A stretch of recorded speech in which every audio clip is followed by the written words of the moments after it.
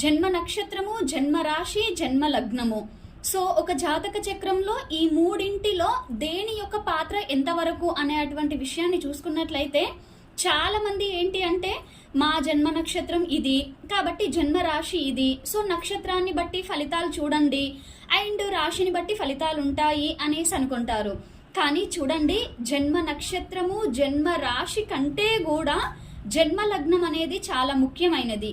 ఒక జాతక చక్రంలో జన్మ లగ్నము అనేది ప్రాణం వంటిది అనేసి తెలియజేశారు.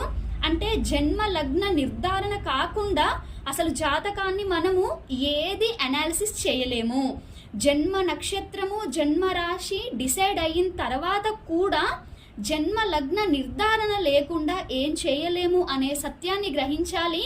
అలా అని రాశి నక్షత్రానికి విలువ లేదు అని కాదు, వాటి యొక్క పాత్ర అనేది తర్వాత స్థాయిలో ఉంటుంది అని అర్థం చేసుకోవాలి.